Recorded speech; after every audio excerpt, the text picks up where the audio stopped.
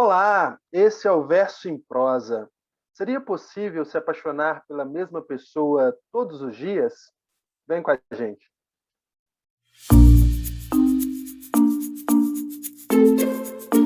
Então, olá, pessoal, sejam bem-vindos a mais um Verso em Prosa neste mês de maio, mês das noivas, mês de romance, mês do amor. Nós vamos falar sobre o livro de Julia Quinn, O Visconde que Me Amava. Vamos falar um pouco sobre essa narrativa, sobre essa história que se passa no século XIX. Mas antes de mais nada, não deixe de se inscrever no nosso canal, né? Deixar o seu like, ativar o sininho, nos seguir em outras redes sociais, no nosso Instagram, no Verso em Prosa Literatura. Isso é muito importante para nós, para que a gente possa dar prosseguimento a esse trabalho de leitura e reflexão e conversa, esse bate-papo mensal a partir das nossas leituras. E vamos falar do nosso livro do mês, O Visconde que Me Amava, que faz parte aí dessa saga, dessa autora tão badalada, né, nesses últimos tempos, a Julia Quinn, ou a Julie Portinger, né, com seus 50 anos, nasceu lá em 1970, e que escreve aí, tem como preferência de cenários para suas narrativas o século 17, 18 e 19.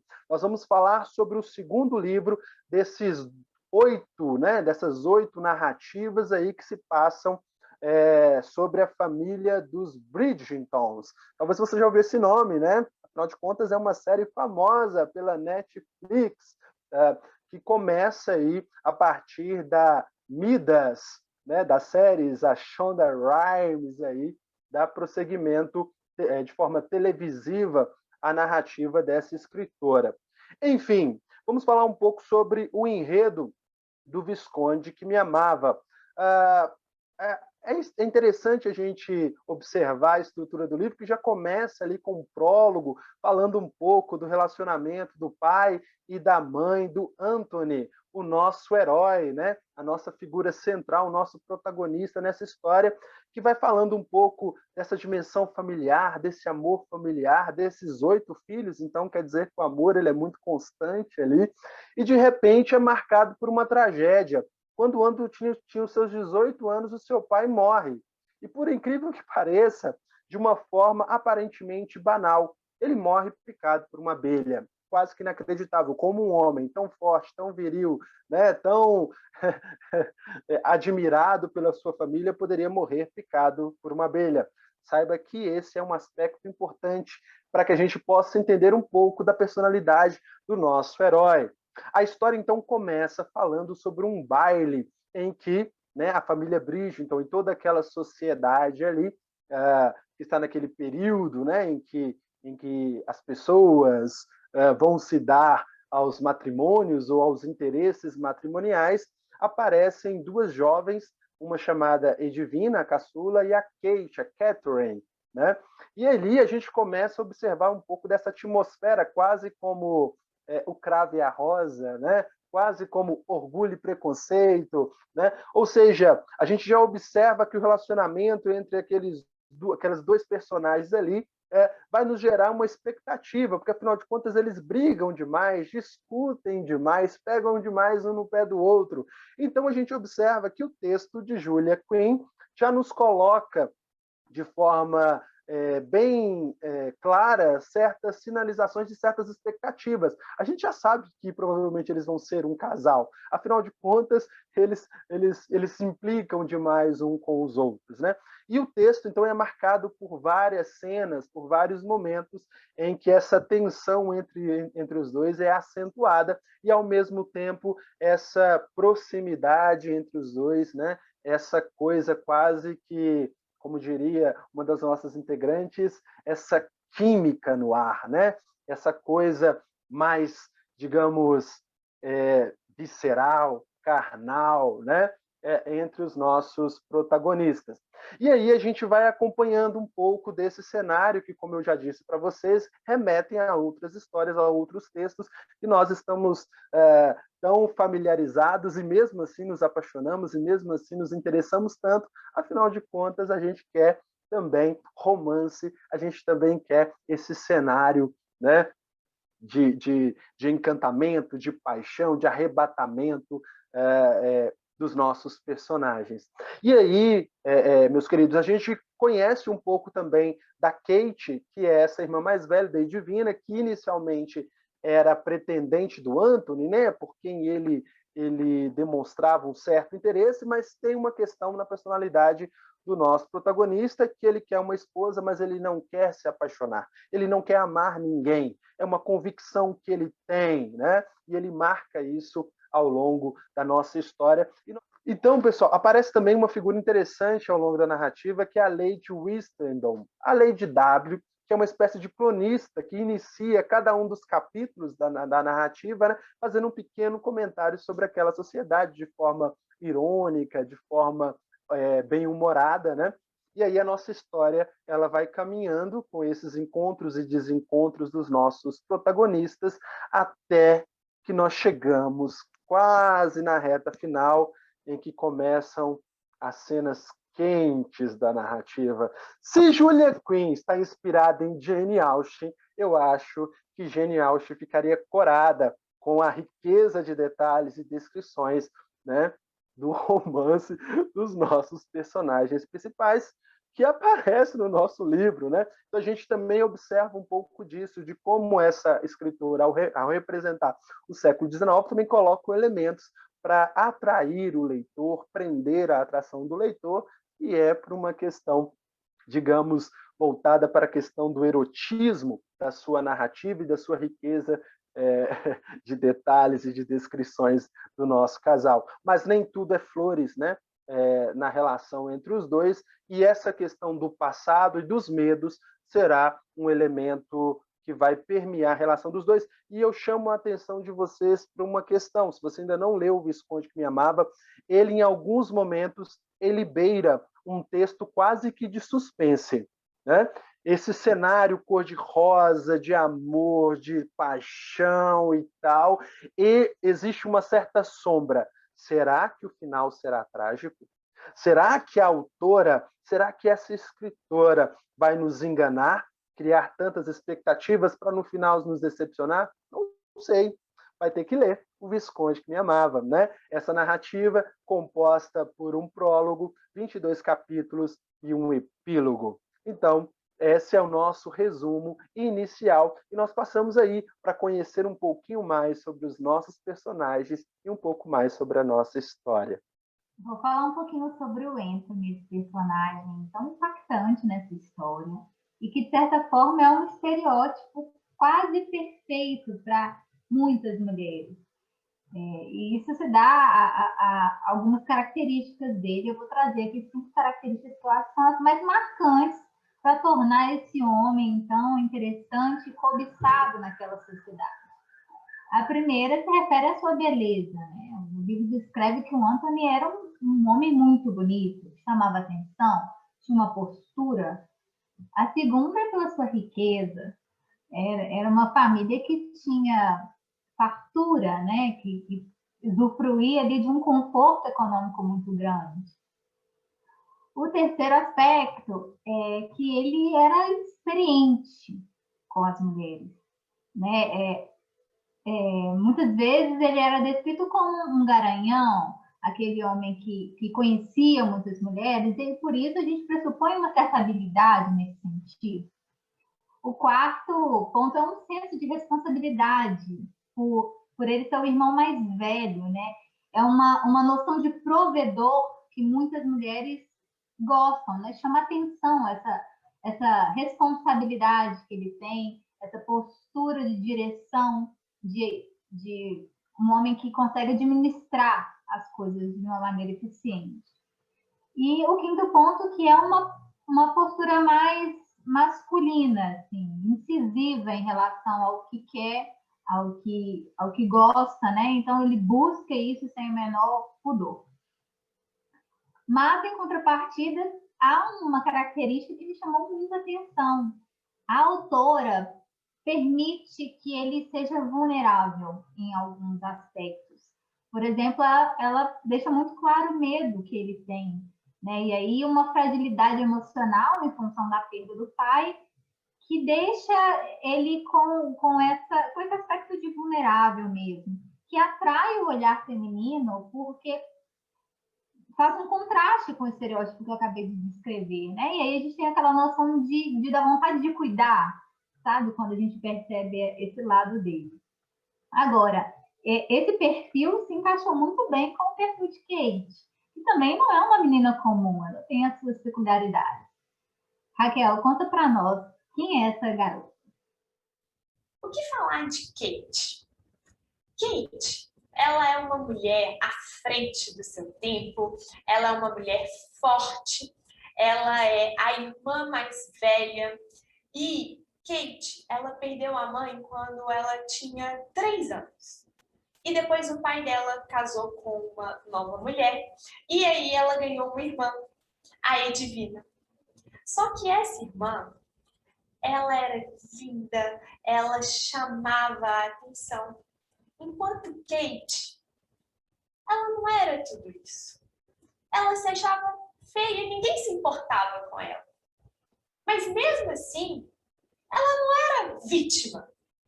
Ela sabia do seu potencial e ela era muito inteligente. E aí é muito interessante, porque a personalidade de Kate, ela vai conquistando o Anthony. O Anthony, ele não queria se apaixonar, ele estava preparado para se casar com a irmã dela, porque a irmã dela era tida como o melhor partido naquela temporada, em busca de casamento. E de repente, Kate, que não gostava nem um pouco de Anthony, por ser libertino, chega para ele e fala: você não pode casar com a minha irmã. Não, eu não te autorizo. E, pessoal, para você imaginar, aquela época, uma mulher falando isso com um dos melhores partidos, é porque ela tinha muita força. E a partir, né, dessas birras, né, desses atritos, que a gente vai conhecendo muito mais aquela moça. Aquela personagem que ela teve que ser forte, porque perdeu a mãe e depois, posteriormente, perdeu o pai, e que ela estava até assim, tranquila em não casar. Mas, ao longo, né, da história, ela vai se demonstrando com uma personalidade marcante e demonstrando também as suas vulnerabilidades. E é interessante que tanto ela quanto o Anthony, eles se encontrem nessas vulnerabilidades. E ela vai descobrindo o amor aos poucos. E também um fato que foi muito marcante, né, nessa personagem, a forma como ela recebeu do Anthony, que ele não se apaixonaria por ela. E aí a construção desse casamento, que ela sabia que nunca teria um amor. E aí como que ela conseguiu ter essa força para conduzir, né? Então é muito interessante, vale super a pena a leitura do livro, para a gente entender. É bom que já é um spoiler para a próxima temporada do Netflix. E vale a dica, viu, pessoal? A série é diferente do livro. O livro traz, às vezes, algo que a série não mostra. Isso, inclusive, vale para o Duque, né, pro Duque eu, e super recomendo a leitura do livro. A Bárbara vai trazer os contrapontos, né? O porquê ler ou o porquê não ler esse romance da Julia Quinn, certo? Eu vim fazer o papel do advogado do diabo. A Julia Quinn e a série Bridgerton está bem na moda, sobretudo em função do sucesso que foi a primeira temporada no Netflix. Como o Eduardo falou, Shonda Rhimes é uma Midas desse mundo de séries e entretenimento. Mas algumas pessoas podem se sentir desestimuladas a ler algo que está tão estourado, as pessoas podem sentir um pouquinho de preguiça, e até porque também já é sabido que é uma série de livros que conta histórias de amor, romance, às vezes com muito clichê. Então, por que não ler esse livro? Olha, na minha experiência de leitura, eu fiquei um pouco com preguiça da Kate, em vários momentos, porque, gente, perdi a conta de quantas vezes ela se refere ao Anthony como sendo o patife, o libertino. Assim, me enjoou isso, sabe?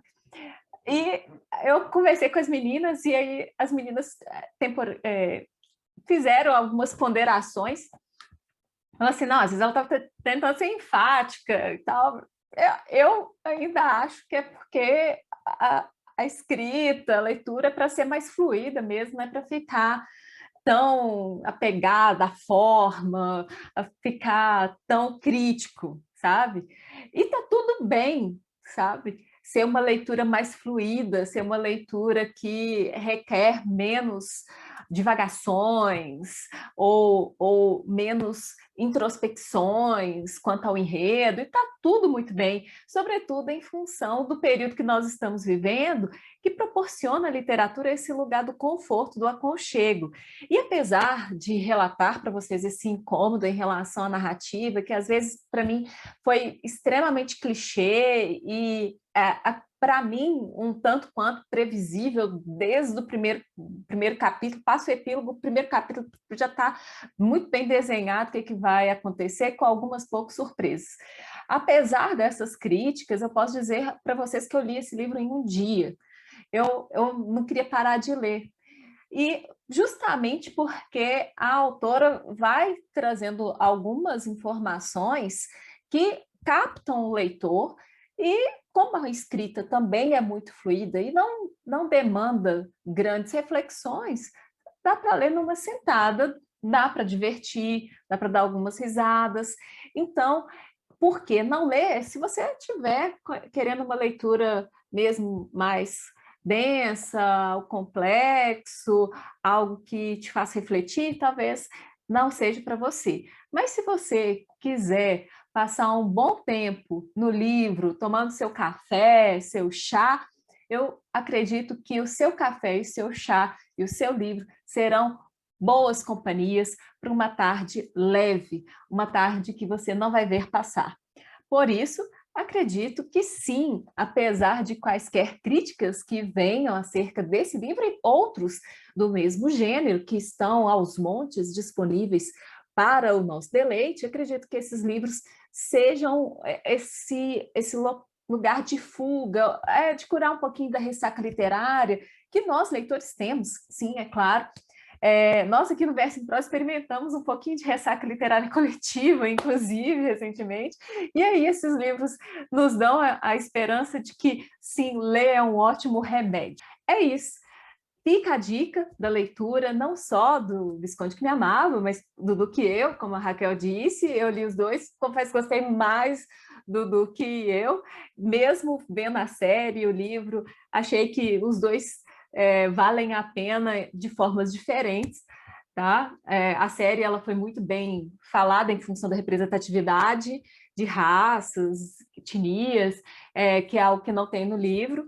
Tem algumas pessoas que torceram o nariz também, mas, enfim, fica a dica. É uma diversão, entretenimento, leveza, leitura, e esse o Verso em Prosa de hoje. Espero que vocês tenham gostado dessa experiência diferente que nós trouxemos para vocês, uma experiência que, sim, pode ser muito válida se você estiver disposto a abrir seu coração e abrir um livro que vai te fazer ficar umas boas horas sem pensar em pandemia e outras mil coisas complicadas na vida, não é? Bom, um abraço para vocês, nós nos vemos daqui a pouco, nos próximos dias, e olha, diferentemente do que nós costumamos fazer, eu vou dar um spoiler, porque quem sabe você já leu, ou você quer ler junto com a gente e depois fazer todos os comentários aqui embaixo. Vamos ler Alice no País das Maravilhas. Quem nunca? E será que é uma leitura só para criança? Talvez não, hein? Mais leitura de leveza, com uma pegada diferente agora. Esperamos vocês no próximo Verso em Prosa. Um grande beijo e até mais.